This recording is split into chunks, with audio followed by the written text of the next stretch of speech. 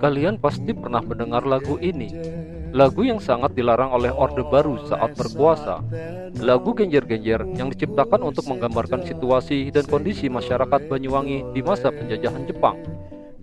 Lagunya bagus, dari nadanya yang nyaman didengarkan, serta liriknya yang mengandung cerita tentang susahnya rakyat sampai harus makan rumput yang bernama genjer. Sebenarnya terlepas dari masalah politik, seni adalah suatu karya manusia yang dapat kita nikmati sebagai hiburan. Akan tetapi, untuk yang satu ini mempunyai sejarah yang panjang dan sampai menjadi lagu yang dilarang untuk diputar. Dalam video kali ini, mari kita bahas bagaimana sejarahnya lagu Genjer-Genjer sampai menjadi lagu yang terlarang. Isok-isok didol ning pasar, genjer-genjer isok-isok. Musik atau lagu menjadi salah satu ungkapan ekspresi seni manusia, melukiskan jejak tersendiri bagi kebudayaan manusia. Begitu pula dengan lagu Genjer-Genjer yang diciptakan untuk menggambarkan situasi dan kondisi masyarakat Banyuwangi pada masa penjajahan Jepang. Seiring perkembangannya, lagu Genjer-Genjer yang semula merupakan lagu untuk mengisyaratkan penderitaan rakyat Indonesia mulai bergeser maknanya. Bahkan, lagu Genjer-Genjer dilarang dinyanyikan pada masa Orde Baru mungkin hingga saat ini.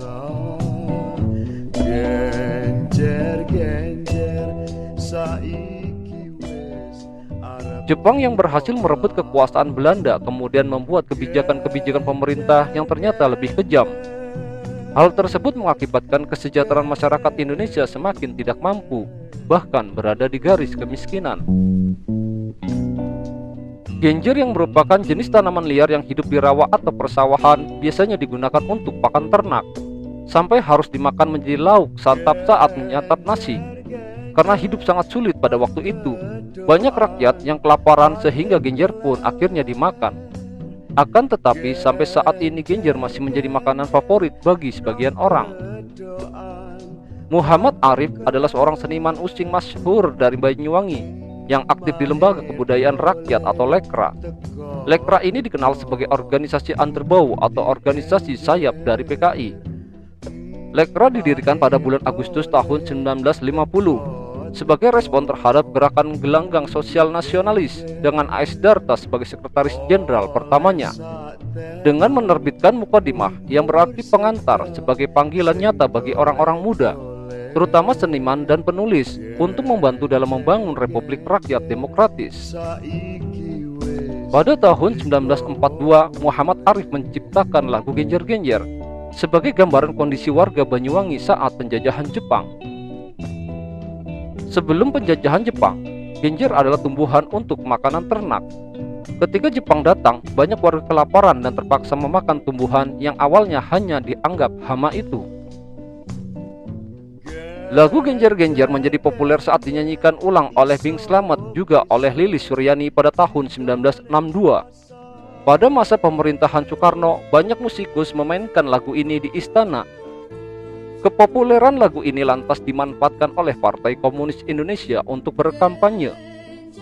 Lagu yang menggambarkan penderitaan masyarakat desa ini lantas kembali populer di kalangan akar rumput. Begitu lekatnya lagu ini dengan PKI, maka stempel sebagai lagu komunis pun terus melekat. Selepas tragedi Gerakan 30 September atau disingkat dengan G30S yang menyeret Partai Komunis Indonesia, lagu Genjer-Genjer juga turut dicekal. Lagu Genjer-Genjer dianggap sebagai lagu PKI karena si pencipta lagu bergabung ke dalam politik PKI. Dalam jurnal Genjer-Genjer dan Stigmatisasi Komunis tahun 2003 oleh Paring Waluyo Utomo, kondisi sosial dan politik Indonesia pada tahun 1960 sampai tahun 1965 mengalami pergolakan. Berawal dari keinginan Muhammad Arif, yaitu pencipta lagu Genjer-Genjer, untuk bergabung dengan Lekra. Lekra atau Lembaga Kebudayaan Rakyat adalah lembaga kebudayaan yang berafiliasi dengan PKI. Lagu Genjer-Genjer kemudian diusung sebagai salah satu bukti karyanya yang berkonsep seni untuk rakyat ke publik dan kalangan politik. Sejak saat itu lagu Genjer-Genjer mendapat tempat di hati banyak orang dan kalangan politik. Ketika lagu Genjer-Genjer disuguhkan kepada para petinggi PKI yang sedang singgah di Banyuwangi, mereka tertarik oleh lagu tersebut. Perjalanan eksistensi lagu Genjer-Genjer memang tidak bisa lepas dari kedekatannya dengan PKI. Bahkan, Utan Parlindungan dalam bukunya mengatakan pada tahun 1964, DN Aidit mengklaim bahwa lagu Genjer-Genjer sebagai lagu Mars PKI. Hal ini karena lagu Genjer-Genjer sebagai lagu pembukaan di setiap pertemuan-pertemuan PKI, sehingga makna PKI dan ideologi komunis semakin tidak dapat dipisahkan dari lagu Genjer-Genjer. Dalam jurnal Genjer-Genjer, Fungsi dan Peran tahun 2010 oleh Rudi Evata Cahyono, terdapat beberapa alasan kenapa lagu Genjer-Genjer dilarang. Di antaranya adalah bertumbuh pada kedekatannya dengan PKI yang secara langsung menanamkan konsekuensi dalam lagu tersebut. Isu-isu yang beredar di kalangan umum baik yang dibangun pemerintah maupun masyarakat luas dan Orde Baru terhadap lagu Genjer-Genjer sebagai lagu yang mengandung stigma komunis semakin menguatkan jalan pemerintah dan masyarakat untuk menghilangkan lagu tersebut dari kancah hiburan nasional. Susunan lirik pada lagu Genjer-Genjer dianggap sebagai sebuah simbol atau bermakna ganda.